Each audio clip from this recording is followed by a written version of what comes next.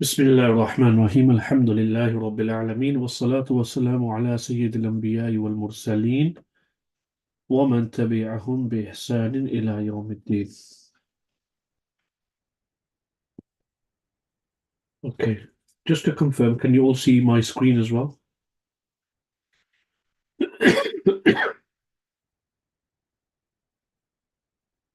Yeah, it's fine. Okay, today inshallah we'll be moving on to lesson 5 of دروس اللغة العربية الدرس الخامس, lesson 5. Inshallah, before we move on to lesson 5, I wanted to explain a bit about mudaf ilayh, the possessive phrase. Because in this lesson, it's all more or less got to do with the possessive construction or the possessive phrase, like Kitabu Zaydin, Zayd's book. Now, no need to get scared. There's a lot of Arabic on the screen. Okay, no need to worry. It's my job to make this lesson as simple as possible, and I hope it will give you a better understanding of mudaf and mudaf ilayh. Because mudaf and mudaf ilayh, this phrase, it's commonly restricted to possession. So the classical example is qalamu Zaydin or kitabu Zaydin, Zayd's book and or Zayd's pen. And the mudaf don't have tanween and it won't have al, and the mudaf ilayh will have a kasra. In the example kitabu Zaydin. And then Zayd owns the book, so the possessor is known as mudaf ilayh. In this instance, Zayd, and the possessor will have a kasra, and the possession, the item possessed, can have any of the harakats, because it could be fa'il, it could be maf'ul, it could be majroor, etc. Now, this is just a little explanation of mudaf ilayh, one aspect of understanding how to understand mudaf ilayh. But if we understand, inshallah, after today's lesson, you'll have a better picture of mudaf ilayh, and you will learn that it's not only got to do with possession. So we'll start off, inshallah. I'm going to make this very simple as possible, as much as I can. Okay. So we have anwa'ul idafati, types of idafa. Okay. So the first type of idafa we have is al-idafatul ma'nawiyyatu. Idafa that's pertaining the meaning, semantics. هي التي تفيد معنى حروف الجر. It is that idafa which denotes a meaning of the huruf jar. Min, fi, or la. So the first type of idafa in a nutshell is when between the mudaf ilayh, there is one of these three meanings found, either min, fi, or la. So once we understand this, we'll realize it's not really got to do with possession all the time. So let's look at example, bima'na min. Between the mudaf ilayh, there's the meaning of min found in between. For example, khatamu fiddatin. Now, khatamu, if we read this word in isolation, it'll be khatamun, which means ring. Now, the word fidda, which is mudaf ilayh, fiddatin, it explains what type of ring it is. So, in other words, you are saying khatamun min fiddatin, ring from silver or ring of silver. So, there's no possession found here. The silver don't own the ring. This will come under إضافة معنوية, where between the mudaf ilayh, the meaning, ma'nawiyya is got to do with meaning, the meaning of min is to be found. So when you say this phrase, possessive phrase, khatamu fiddatin, silver ring, it's got a bit of the meaning of mawsuf sifa in translation. Okay.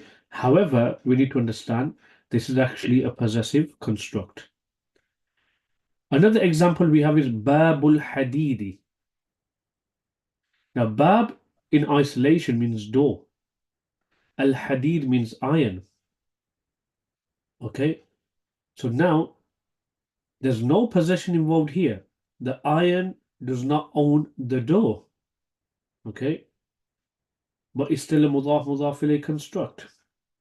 That's because between the mudaf bab and al hadid mudaf ilayh, there's the meaning of min to be found.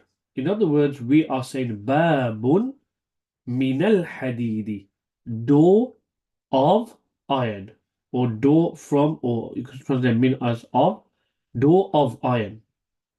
So the first type of idafa, which has got to do with the meaning that between the mudaf and the mudaf ilayh, there is the word, the meaning of min to be found.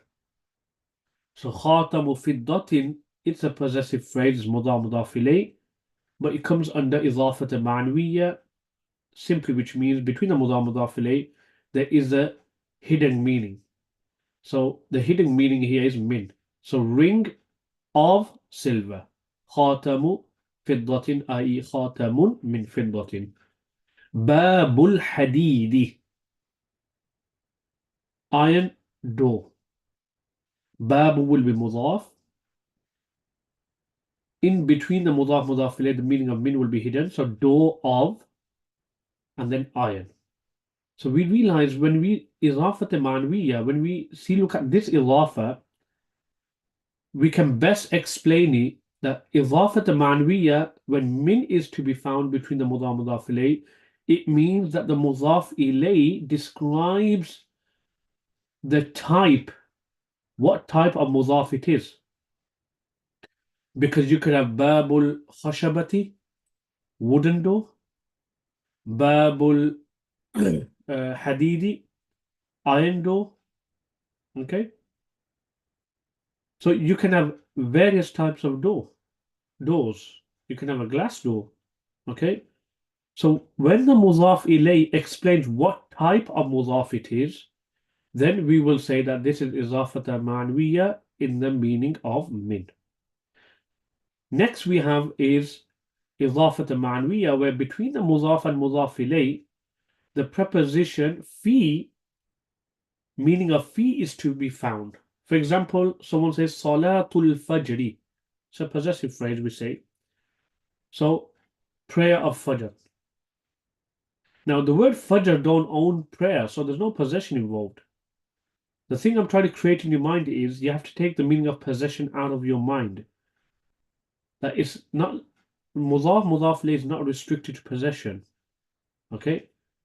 So once, inshallah, we come out of this lesson, you'll have a better understanding of mudaf ilayh.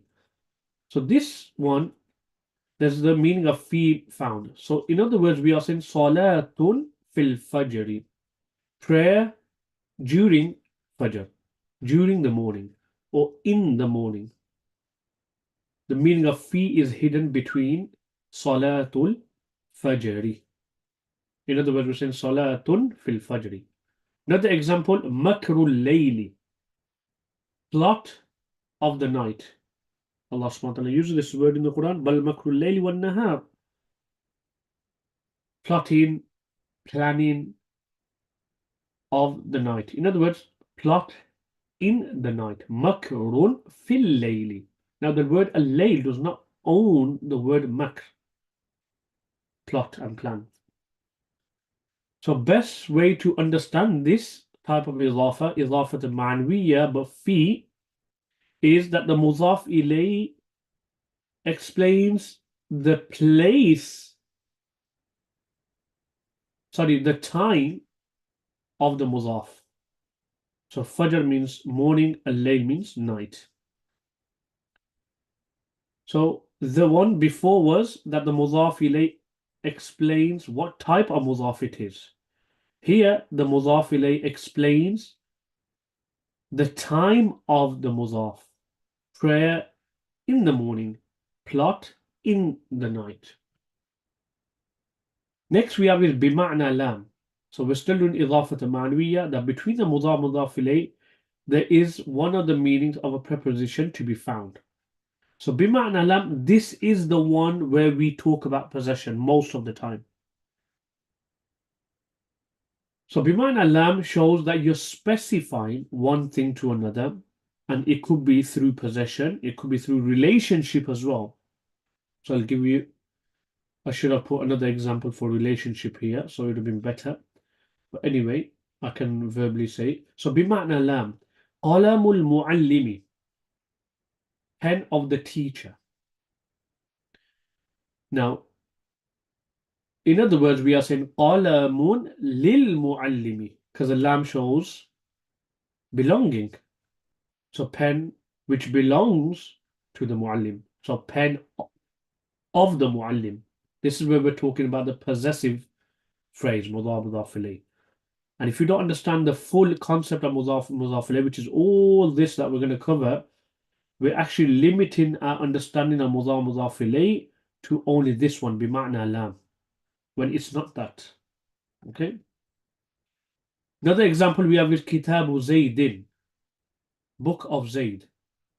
So Zayd owns the book, like the way the teacher owns the pen. So here, the meaning of lam is hidden. Kitabun li Zaydin. Qalamun lil muallimi. Pen of the teacher or book of Zayd. So best way to understand this mudaf mudaf ilayh construct is that the mudaf ilayh owns the mudaf, or the mudaf ilayh has some kind of relationship with the mudaf.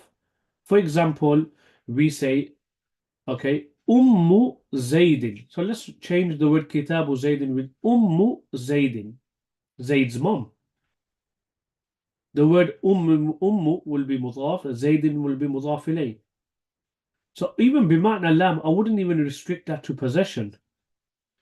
Bima'na lam means when you are associating the mudaf ilayh to the mudaf. So even here, I wouldn't even restrict it to possession, because lam just means association. So when you say Ummu Zaydin, you're associating Zayd with his mother and saying it's Zayd's mom. Because if you say Ummu Zaydin and restrict it to possession even with bima'na lam, then Zayd don't own the mother. Yes, you can get away with Kitabu Zaydin, Zayd owns the book. But it's probably best to say that even in bima'na lam, that when one word, okay, the mudaf ilayh is associated to the mudaf. So up until here, okay, إضافة معنوية, إضافة من, في, لام. Are there any questions? Do you understand the forms of mudaf mudaf ilayh when we are discussing إضافة معنوية? Simply between the mudaf and the mudaf ilayh, there is one of these three harf jar meanings hidden, either min, fi, or lam. It'll be min when the mudaf ilayh describes what type of mudaf it is, and it'll be fi when the mudaf ilayh describes the time of the mudaf, and bima'na lam is when the mudaf ilayh is associated to the mudaf. Is that everything clear here? Yeah, understood? Okay. Hopefully the next type of idafa should take away some more questions, possible probably questions that come to your mind. But don't worry, you can put your questions in whilst I'm talking and carrying on with the lesson. So don't, inshallah, don't shy away from that. You can put the questions in, because this is not about me conducting a lesson, it's about me supporting you in your Arabic journey, inshallah. The second type of mudaf is idafat al-lafziyya. Okay. Now, idafat al-lafziyya, in simple terms, I'll just read through this text, okay, for the sake of it. هي التي يكون فيها المضاف اسم مشتق وليس بمعنى حروف الجر السابقة. إضافة اللفظية, this is wherein the mudaf is a derivative noun, i.e. a noun which has come out of the masdar. So we have اسم الفاعل, اسم المفعول, صفة مشبهة, اسم تفضيل, اسم مبالغة, اسم ظرف. Anything that comes out the root word. So you got nasara, yansuru, nasran. So nasran will be to help. from Nasran, any nouns that come out, so we have Ismul Fa'il, which is Nasirun, which means helper. Mansurun, one who has been helped. Okay. Ansaru, the one who helps the most. Okay. And you can say Nasarun, someone who helps a lot. And Mansarun, etc. So you can make out the derivative nouns from them. So Idafat al-Lafziyya basically is when the mudaf is a describing word, in simple terms. Because anything that comes out of the masdar in terms of, and it's in the form of a noun, it will be describing. Like, for example, helper, helped, the most helping, one who helps a lot, etc. And Idafat al-Ma'nawiyya won't be a describing word. So if you look at all these examples, khatamun just means ring. It's not a describing word. Salatun means prayer. It's not a describing word. It's not saying, one who prays, the prayed one. Qalamun is a pen. Okay, kitabun is a book. These are proper nouns. These are basically nouns that don't give them enough describing. There's nothing descriptive about them. Whereas Izafat al-Lafziyya, they're describing words. Okay, so why are we saying this? Because we will get a broader understanding of mudaf ilayh now, this type of idafa. The common idafa people understand is this one here, which I just said bima'na lam.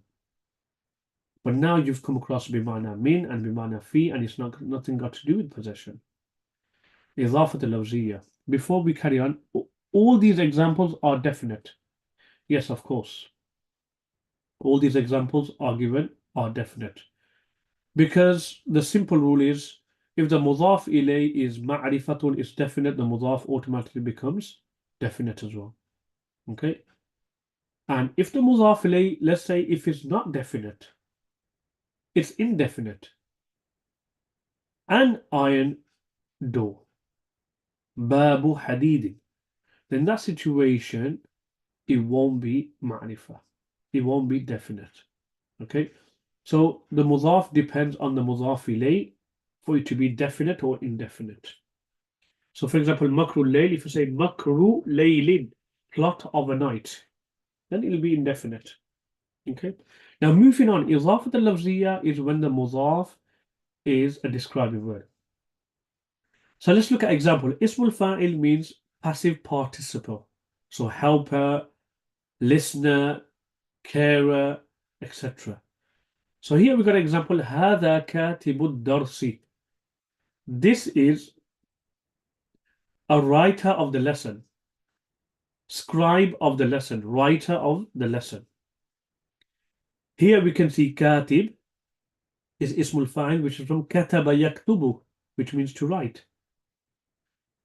And it's mudaf actually to the maf'ul bihi in meaning, because he's the scribe or writer of the lesson. So here the ismul fa'il is mudaf, okay, towards the maf'ul bihi. But we won't say katibud darsa, we're going to say katibud darsi because we're bringing it as a possessive phrase. Okay, katibud darsi. This is a scribe of the lesson. Now, one thing to understand here, you can even say a darsa. But if you make katib govern the word ad-dars and as if it is maf'ul bihi, because when you say writer of the lesson is that thing which has been written, you can say ad-darsa as well. But if you bring ad-darsa, then it will no longer remain as mudaf ilayh. Okay? Then it'll just be ismul fa'il and ad-dars will be the maf'ul bihi. And then that together will become the khabar of hadha. Okay? Now, one thing to understand, we learn this rule in basic grammar books, that mudaf can't have tanween. That's fine. So you can't say khatamun fiddatin, you can't say babun al-hadidi, you can't say salatun al-fajri, makrun al-layli, qalamun al-muallimi, kitabun zaydin. Mudaf now have tanween. Fine. That is a basic rule. Then we come across a rule that mudaf don't have al. It don't have the definite particle al. Now let me tell you one thing. That when in the grammar books they say that mudaf don't have al, that is only idafat ma'nawiyya. That is only idafat ma'nawiyya. In idafat lafziyya there is scope to have the word al in some examples. So in this example, I could say هذا الكاتب الدرس. This is the writer of the lesson. I could say هذا الكاتب الدرس. In إضافة اللفظية, there is room to have al on the mudaf. Okay? Sometimes students, they hear a rule and they just think that is forever, but it's not. It's across the board? No. It's like mudaf ilayh. Everyone says he has a kasra. It's not always the case. Mubtada has a dhamma. Not always the case. Khabar always a dhamma. No, not always the case. Okay? So here you can say هذا الكاتب الدرسي. But you only can say that if the next word has al. Like here, ad-dars. If this was to be just dars without al, I can't say al on the mudaf. I can't say هذا الكاتب درس. That'll be incorrect because you only can add al on the mudaf in إضافة اللفظية when the mudaf ilay has al, sorry. If you don't have al, you can't add al on the mudaf. This in translation will be like your fail file maf'ul. This is a writer of the lesson. Okay, or you can say the writer because mudaf ilay has al, the mudaf will also become ma'rif as well. So this will have no possession meaning, no meaning of time, no meaning of type, but straightforward, this will have the meaning of your fail file maf'ul. This is the scribe of the lesson. Next one we have is ismul maf'ul. Akhi, my brother, mahzunul qalbi. It's a mistake there. Okay. Every time I can make a mistake, my response is it just goes to show we are human. Okay. There's your bomba. Alhamdulillah. Akhi mahzunul qalbi. And you see this phrase and you're thinking, what's going on here? Akhi means my brother. Okay, now I need to actually call my brother to find out what does this sentence mean. Anybody know? What does mahzunul qalbi mean? It's mudaf ilayh.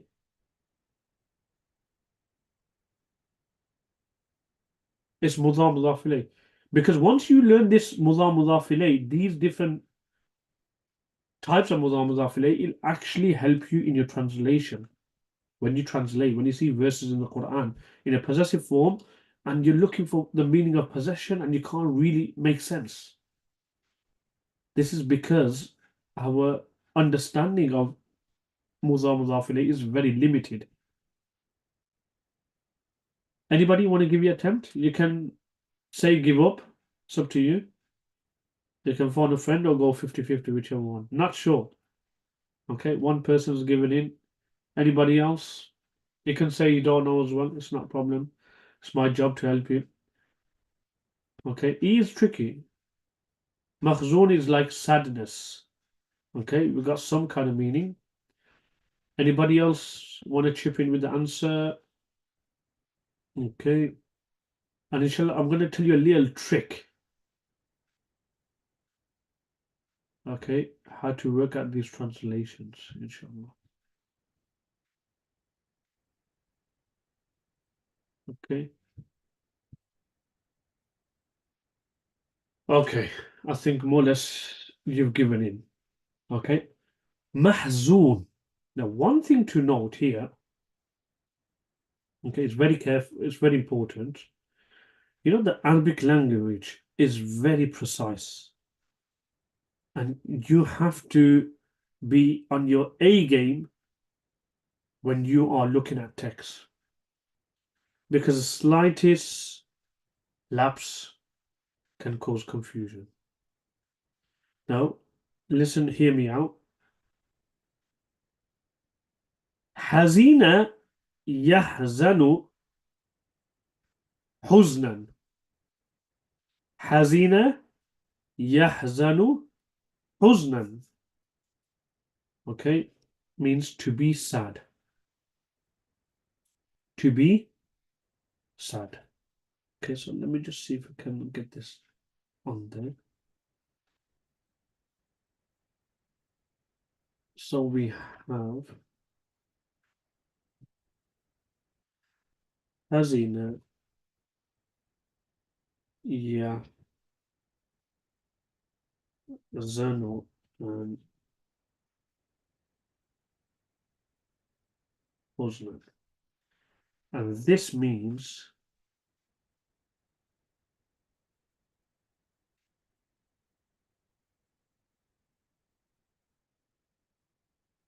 means to be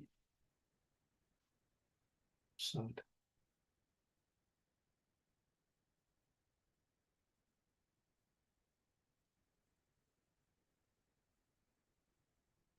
What is that got all the way there? Okay.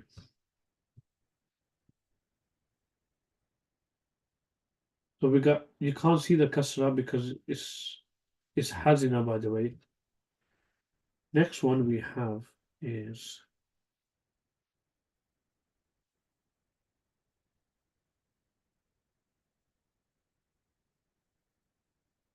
hazana yahzunu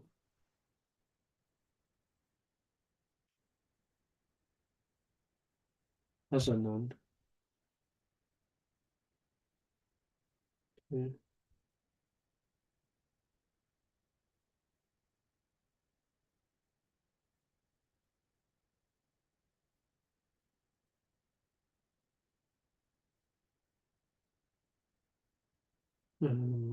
To sadden. Now, what's the difference between to be sad and to sadden?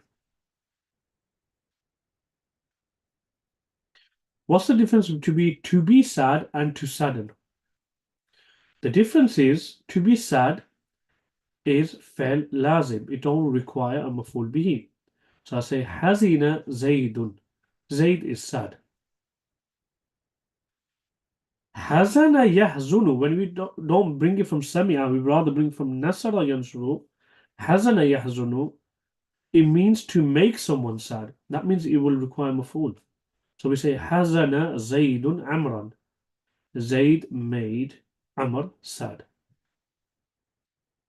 You can't do this with every verb. You have to be particular that this verb is used like that. Okay?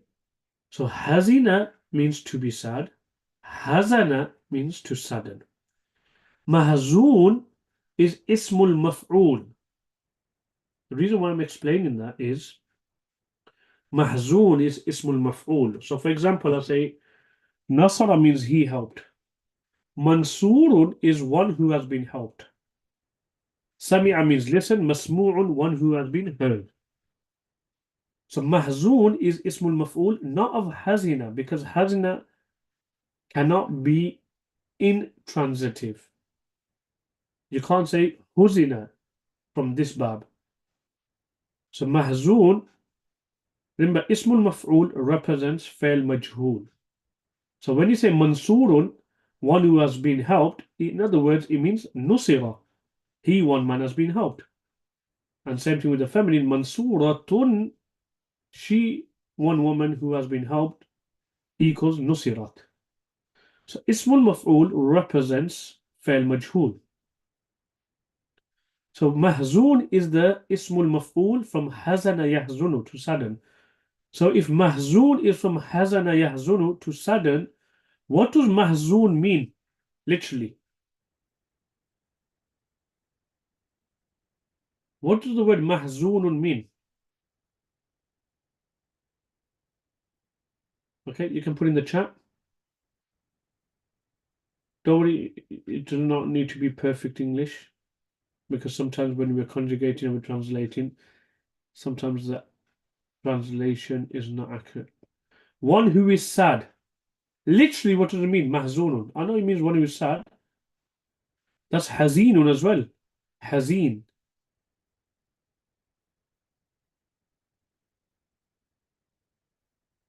Mahzunun, and to be saddened. One, but it's got the look. Hazana means to sadden.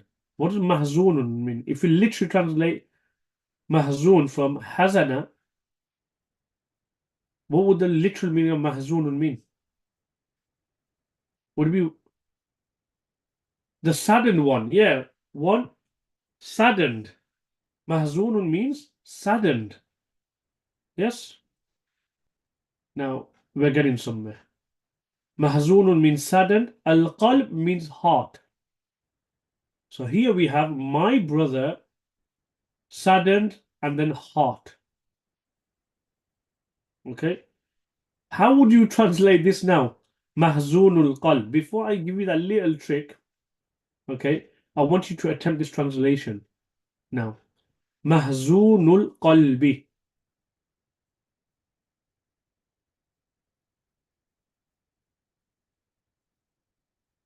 Depressed heart.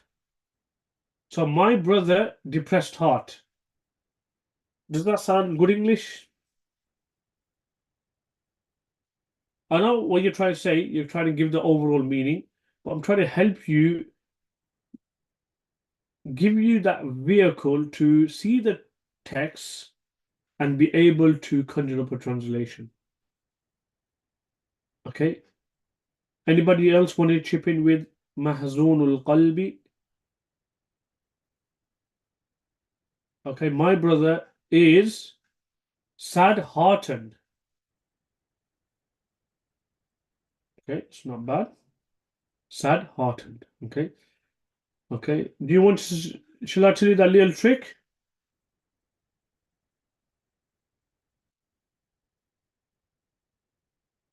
You want to know the little trick, yeah? Okay. The little trick is mahzun represents. So let me just put this here. Mahzun.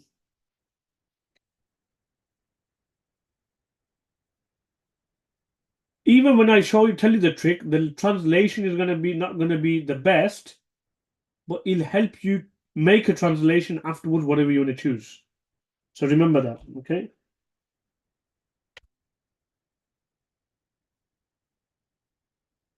So mahzun equals huzina, because ism maf'ul equals fa'il majhul. So mahzun equals huzina. Okay. And we can just put the translation in brackets. Oops. Don't like it when that happens. I have to just type that one up again. Okay.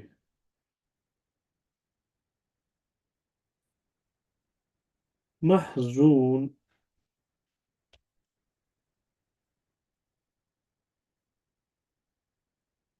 equals huzina, and huzina equals, and let's see if we can get the English translation on this.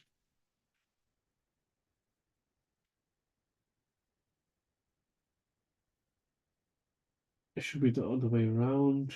How can I get that there? I just put mahzun there.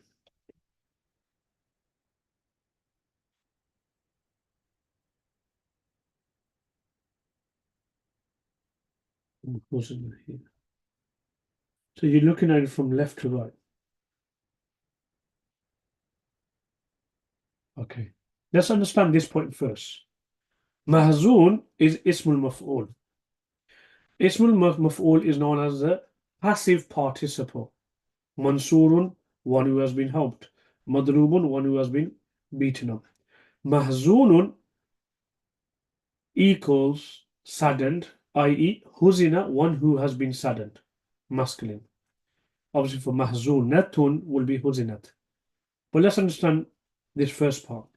So we've got the first part of the translation. Mahzun will be saddened, equals huzina. The second trick is, the mudhaf ilayh, al-qalb, what you will do is,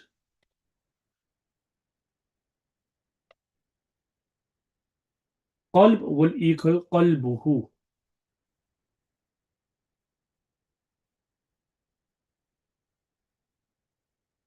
Okay? I think even this I'll have to just do the other way around.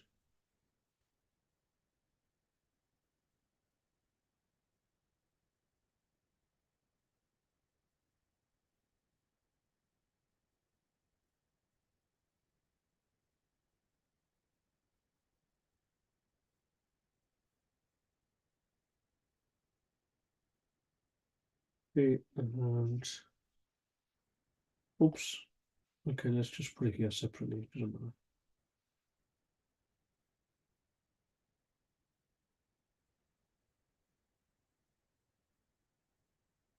Like I said, it won't be the best translation I'm going to give you, but my job is to let you figure out, help you figure out how to work out the translation, and then after that you can choose the best translation you want. My English is not the best, so you lot can work out better translations. Okay, so the trick here is whenever you see mudhaf ilayh, and it's okay, a phrase like ismul maf'ul, okay, and here mahzun, and it's mudhaf towards the next word. So you got to understand mahzun equals huzina, saddened, and al-qalb, you'll bring a zamir, okay, that refers back to something mentioned before. So he, in this case, the brother. So in other words, you are translating huzina qalbuhu. Now mahzunul qalb, to help you with some translation, take the ism maf'ul out, bring it in the verb form, which means huzina, saddened. And al-qalb, attach a pronoun to it, which refers back to something mentioned before. So here it's the brother. So it's who referring back to the brother. So now you're left with these two words. Huzina qalbuhu. Okay? Huzina qalbuhu. So let's see if we can just put another, annotate the last thing of the trick. So we have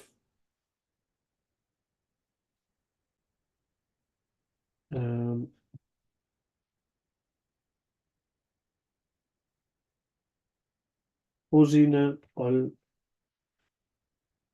qalbuhu, which now means, okay, which now means his heart is saddened. I think I spelled that right. Oh, I got the word heart wrong. Let's not give anybody a heart attack. There. Okay. So what you're left with at the end is Huzina qalbuhu, his heart is saddened. So now you can work out the translation literally. My brother, Akhi, Huzina qalbuhu, his heart is saddened. Then you can do an overall translation. But what I'm trying to help you is when you first saw the phrase mahzunul qalb, you're struggling to kind of make up a translation. That's because we're seeing the mudhaf ilayh construct, and the only thing that's playing in our mind is mudhaf ilayh is the possessor, is the owner. So the owner, the heart owns mahzun. So how am I going to say the hearts of the grief? I'm stuck. Okay, you're going to fall into depression. So mahzunul qalb. So little trick is change the ism maf'ul into fa'il majhul. Huzina, make al-qalb as muzaf towards al-zamir, which refers back to the word mentioned before. Now translated, his heart is sad. So my brother, his heart is saddened. Then you've got that translation. You can, use Shakespeare English if you want or whatever, and you can just translate accordingly and say, Zaid is very depressed, or Zaid is depressed, Zaid is sad, very sad, etc. So this is another type of mudaf mudaf ilayh. Nothing, absolutely nothing got to do with possession. Okay. Next one is we have sifatun mushabbahatun. Sifatun mushabbahatun is a bit like ism fa'il, but it's got meaning of permanence, something being perpetual, something being constant. So like jamilun, beautiful, beauty is something that remains for long. Okay. Hasanun, which means also beautiful. Kareemun, someone who's noble. Somebody just does not become ignoble overnight. Okay. So qabihun, something repulsive, etc. So innaka sami'ud du'a. Indeed, you, sami', listen all the time to what? Dua. So sami' is sifta mushabbaha. You're not saying sami'un. Sami'un means someone who listens. Could be once, twice. But sami' is always. You are oft or all accepting of, always accepting of, sorry, you all hear the supplication. Okay? Now here as well, okay, it's a bit like this one, katibud dars, but you've got sifat mushabbaha. So you are someone who always listens to dua. Okay, you can't make a muzaf translation of possession. You are supplication of listening. You're going to be stuck because you haven't understood what type of ilafa it is. The possession ilafa can work with this one. That's about it. But it can't work for all of them. Okay? So what do you do with this one? It's simple. You would use the same tactic you used here, katibud dars. Sami'ud du'a. You'll treat it like a normal fail file maf'ul bihi translation, or if whatever whichever way you can translate, okay, you would translate best. You are oft hearing of supplication. Oft meaning always, often meaning. Okay? So Sami is sifat mushabbaha, is mudaf, and ad-du'a is mudaf ilayh. And why we're saying this is idafat al-lafziyya? Because it's a describing word. And it's nothing got to do with idafa. So this is a third form of idafa in idafat al-lafziyya, sifat mushabbaha. Next one we have ism tafzil. Ism tafzil means comparative noun. You're comparing. So Zaydun afdalun nasi. Zayd is the best of the people. The people don't own the best. So when you restrict yourself to possession, you're stuck. Just understand. Comparative nouns work with ilafa. So you're saying Zayd is the best of the people. So Zaydun afdalun nas. You'll see ism tafzil works with mudaf mudaf ilayh. Also ism mubalagha. Ism mubalagha is an extreme noun. A noun which denotes extremity. Okay? So al-akhlaq as-sayyi'atu fazza'atu al-umami. Bad characteristics, okay, has frightened and terrorized the nations. Okay? Fazza'atu, a lot, has really terrorized the nations. Fazza'atu al-umam. So fazza'atu is mubalgha. And this one also in translation, it works a bit like the fail file maf'ul bihi translation with katibud dars and sifat mushabbaha, ism mubalgha will work the same. The only thing here is you're not denoting continuity or permanence or something which you mentioned once. You're actually magnifying the situation and you're adding stress. Okay? And ismul zarf. This is when you have the meaning, okay, when the mudaf is actually a zarf for the mudaf ilayh.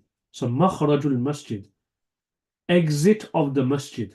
Now the masjid don't own the exit, okay, but okay, the mudaf here is zarf, okay. and it's mudaf towards the next word. So here, when it's ism there's no possession involved here.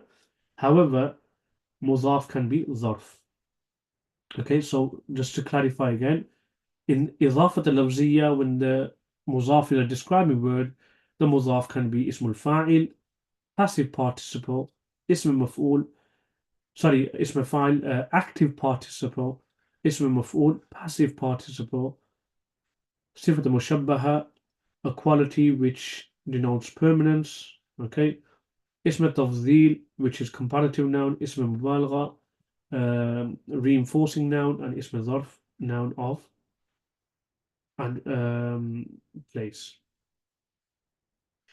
Now, up until here, do you understand the two different types of idafa? The first one comes in three forms, min, fi, and lam.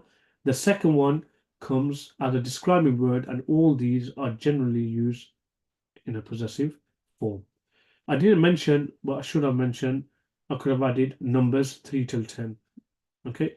Numbers 3 till 10 work with idafa. So 3 men, ثلاثة رجال, 4 men, أربعة رجال, 5 men, خمسة رجال, 6 men, ستة رجال, 7 men, سبعة رجال, 8 men, ثمانية رجال, 9 men, تسعة رجال, and عشرة رجال, 10 men. How can you call ad-dars maf'ul when there is no verb? Good question. Okay.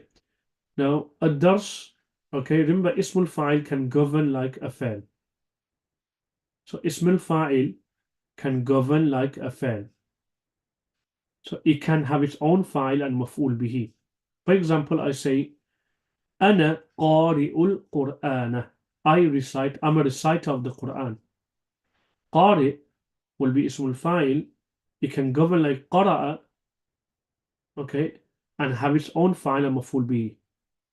So when you say أنا هذا كاتب الدرس, كاتب will be ism fa'il.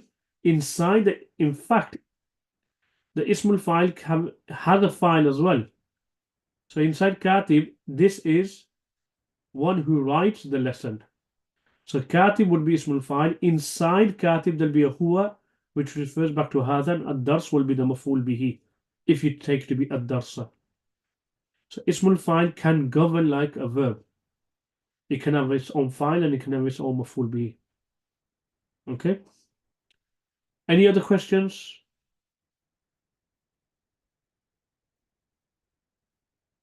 For ismul fa'il to govern, it don't need a verb before it. It actually acts like the verb. That's one thing you need to understand.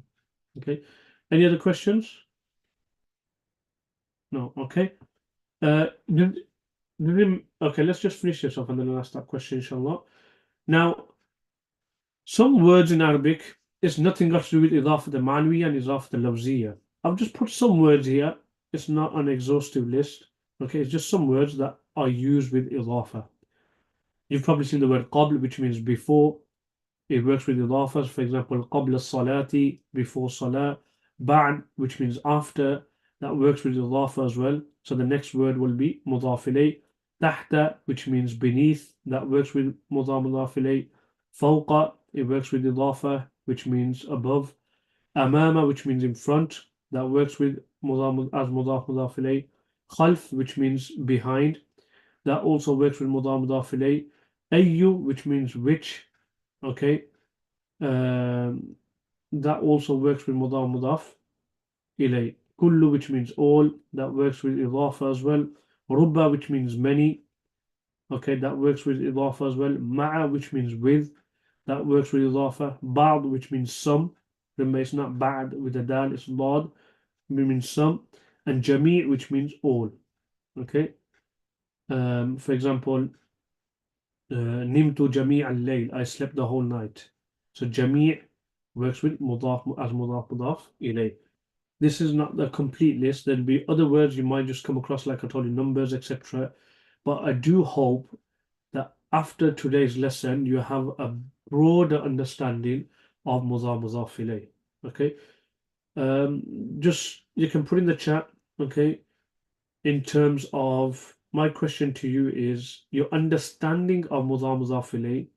How much would you say that you've understood more about mudaf ilayh, and you thought that it was only related to possession, and you got a better understanding. How much has it improved your understanding of mudaf ilayh from a scale of 10? No, you don't need to say 10 out of 10.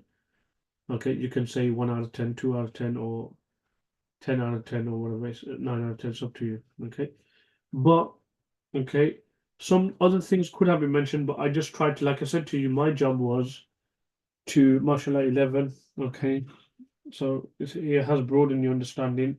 That's very glad to hear.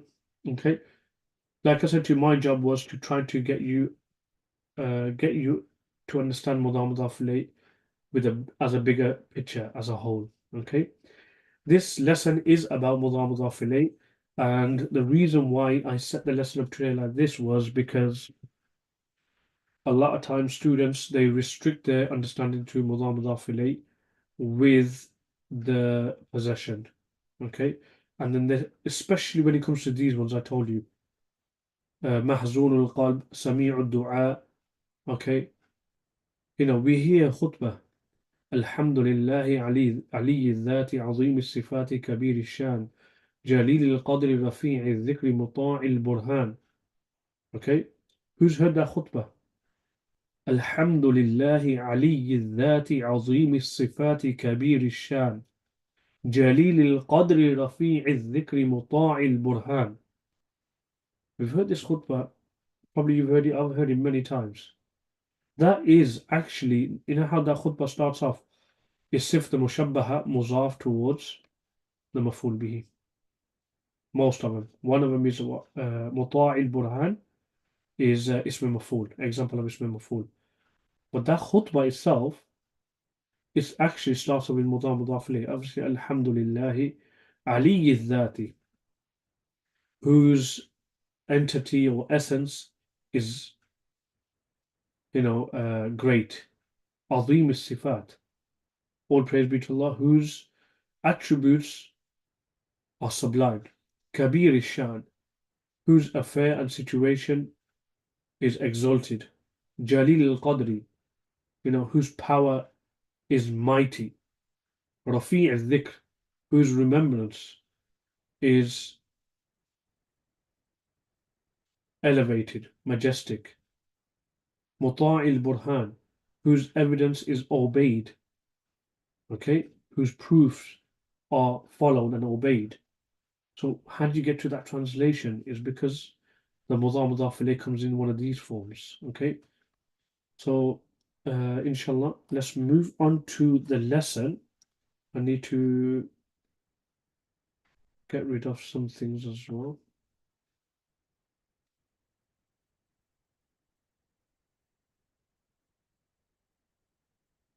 Okay, so ad-dars al-khamis. So here we have, okay, this lesson which is going to be about mudaf ilayh. So we'll make a little start inshallah today, but in next lesson we'll go into a bit more detail about the sentence construction and etc. But we'll go through something. We got 5 minutes left inshallah of the lesson, so let's make that productive. Okay. So we have ad-darsu al-khamisu. Okay, fifth lesson. Remember, khamsatun means 5 or khamsu. Al-khamis means fifth. Whenever you want to bring sequence in numbers, you bring it on the pattern of fa'ilun for masculine and fa'ilatun for feminine. So khamis is masculine because ad-dars is masculine as well.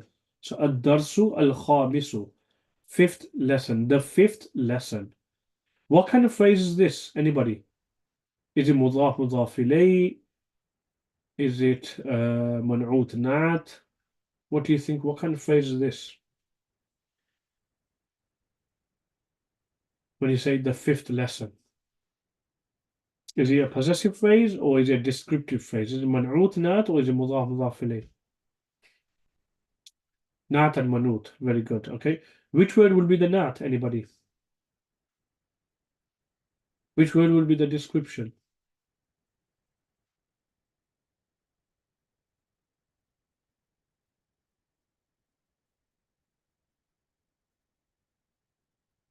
Okay, anybody? The fifth, and the description will be fifth, and ad-dars will be the manut, and they have to agree in certain things. Gender, so ad-dars and al-khabis agree with gender. Number, you're not saying two lessons, you're saying singular, you're not saying ad-durus, and they have to be either both definite or indefinite. In this case, they're both definite, so ad-dars al-khamis, and they have to agree in i'rab, not harakat necessarily. Remember what I told you last time? But in this case, you will agree in i'rab, also harakat as well. So ad-darsu al-khamisu. So we have a conversation here between Sa'id and Yasir. Okay, so Sa'id is the name of a person. So Sa'id prompts the question: أكتاب محمد هذا يا ياسر? Is this Muhammad's book, O Yasir? Is this Muhammad's book, O Yasir? Anyone can identify where the possessive phrase is here. Where is the possessive phrase here? Anybody?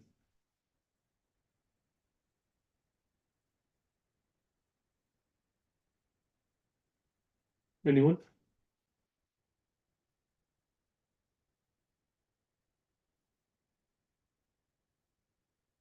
Anybody?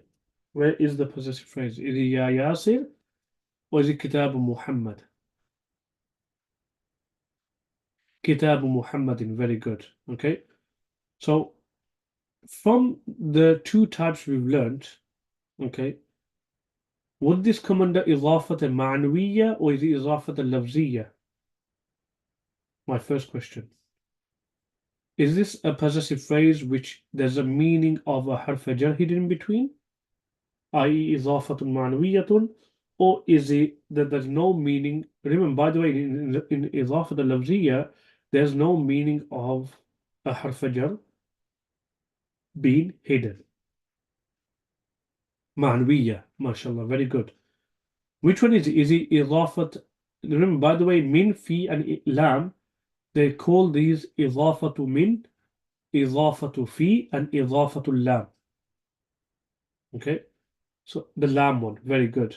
Okay, so كتاب محمد إضافة lam. Okay, and this one will be possession. You can get away with it. Muhammad owns the book. Okay, so when students hear this and mudaf ilayh, so mudaf ilayh is the owner and mudaf, I can understand. Okay, but I think if you understand the broader picture, it helps more with your understanding. Okay, that's why I chose the lesson to go into a bit more detail. Why is it kitabu? Anybody? Why is it kitabu?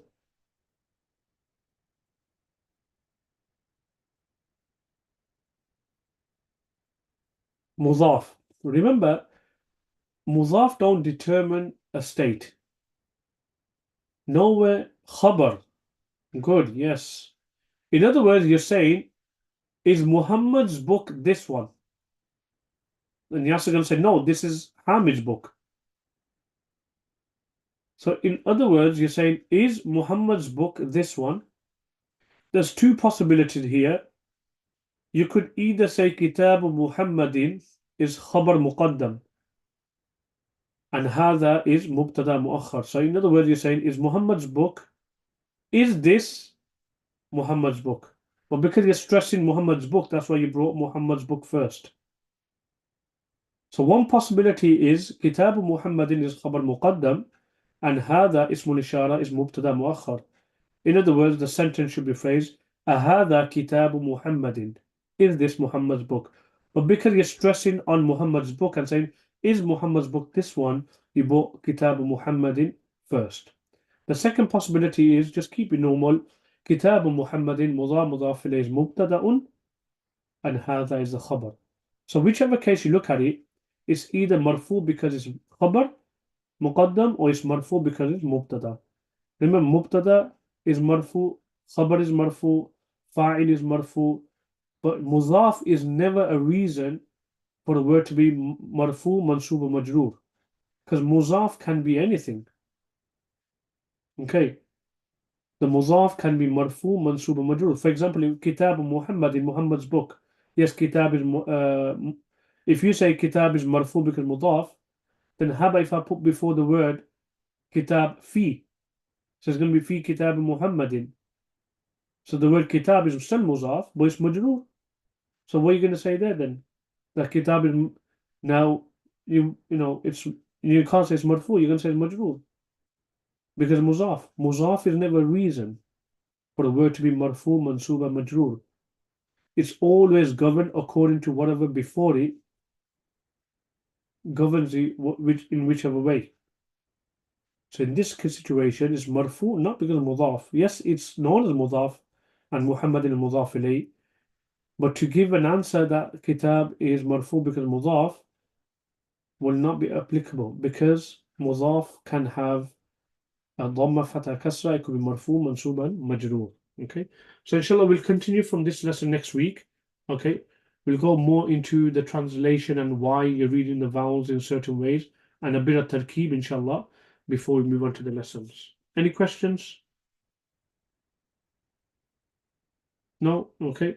Inshallah, what I would suggest and advise is go through the lesson again at the beginning part, go over the idafat, the lafziyya, and ma'nawiyya, and digest those points because sometimes when you mention something once, it don't sink in, but then you go over it again, you get a better understanding and again an even better understanding. So inshallah for now, inshallah we'll continue next week. Assalamu alaikum wa rahmatullahi wa barakatuh.